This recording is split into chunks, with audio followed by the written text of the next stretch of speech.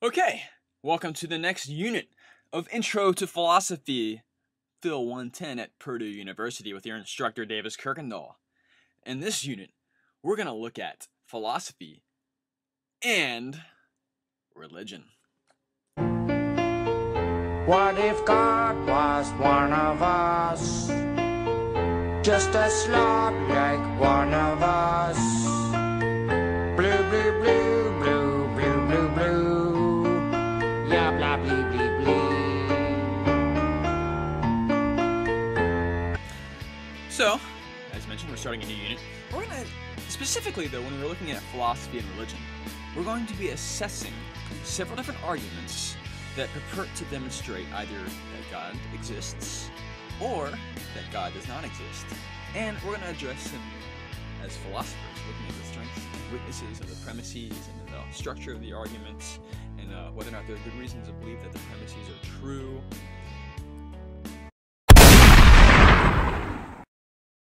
Important. We're going to be restricting our study to rational grounds.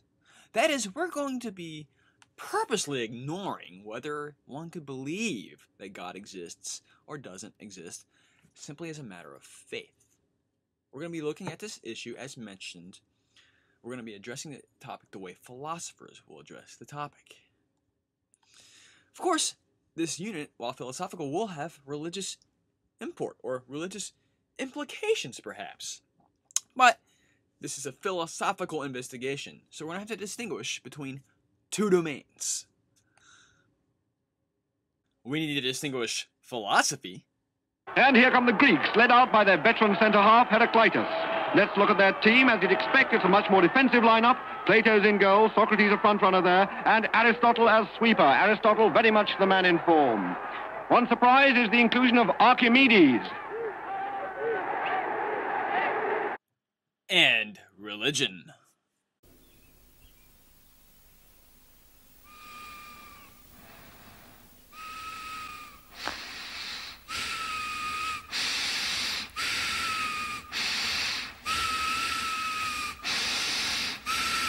Well, as philosophers, we need to take an objective, detached attitude independently of any religious position we might hold. We need to kind of be like House MD. We need to be impartial. We can't let our emotions move us. We have to, or any attachments we might have. So, for example, House MD, for those of you that have watched that show, although it just ended its run, the whole premise is he's a good doctor because he could care less about the actual patients. He's more interested in just solving the puzzle, figuring out whatever the illness is, much in the same way someone takes pleasure in solving a Rubik's Cube or a game of Sudoku. But it just so happens that he saves a lot of lives because of it. So as philosophers, and when we're approaching this topic, we need to be like House. But this is not required for religious stances, of course, which of course do involve emotional and personal commitments to various doctrines and beliefs. So qua religious, it's okay. Qua philosopher, it's not. So qua religion, then, it's okay to be like Wilson. All right. In addition, we're going to address questions such as what is rationality, when is a reason a good reason, and how could we demonstrate the existence of anything? So this is we're gonna use some general tools and look beyond just religious questions. That's one good thing that philosophy of religion has done for the field of philosophy as a whole, is people when trying to address religious philosophical questions have sharpened their tools to also look at other questions as well. So it's been mutually beneficial, philosophy and religion. These questions are philosophical in nature, mainly epistemological. Epistemological meaning pertaining to knowledge. Epistemology is the study of knowledge. Episteme means knowledge, and logical is the study of. And they're epistemological because they deal with knowledge and rationality, a unit we just looked at, by the way. The question, does God exist, on the other hand, is metaphysical. Specifically, it's ontological. It's a question about what there is or what exists. And you should know by this point what ontology is. We addressed that in the lecture on idealism. But when we're doing the mind-body unit, we were also addressing ontological questions. Are there minds distinct from bodies or brains? All right. Now, I know that it's important the concept of God is going to be central to our discussion during this unit. Because if we're going to be looking at arguments for or against God's existence, we need to have an idea of what we're arguing for or against, which means we're going to have to do some more conceptual analysis, which is why I taught that lesson. All right, here's an objection that I'm anticipating. It's happened before. Ooh, I got an email. I'm sure it'll happen again. And the objection goes like this. So we're going to do conceptual analysis on the concept of God. We're going to unpack that concept, and then after we've unpacked that concept, we'll see if there are reasons to believe that something exists that satisfies that concept, or something that concept is of. And someone will say, whoa, whoa, whoa, who are you to say what God is like? So this is the objection. This particular objection is a species of a genus of objections that generally take the following argument form. Premise 1, who are you to say that P, or P is some proposition, such as God is a omnipotent, omnipresent being. That would be a proposition that's either true or false.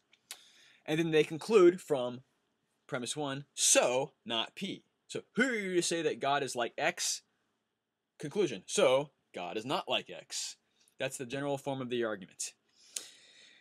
Well, this argument as an objection has no real actual weight. It doesn't really pack any punch, even though there might be a whole lot of emotion behind the objection. It doesn't have that kind of philosophical punch.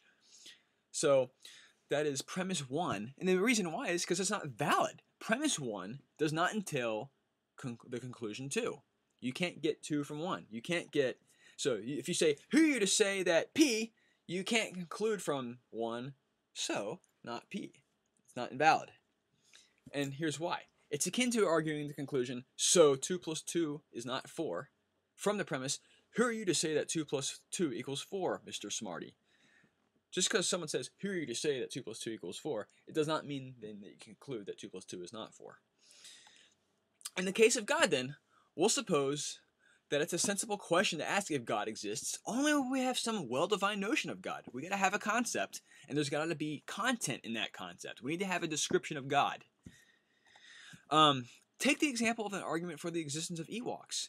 If someone were to claim Ewoks exist, you would not be able to assess their claim without having some idea of what an Ewok is. Furry little creatures that are small that live on the planet Endor. That would be a description.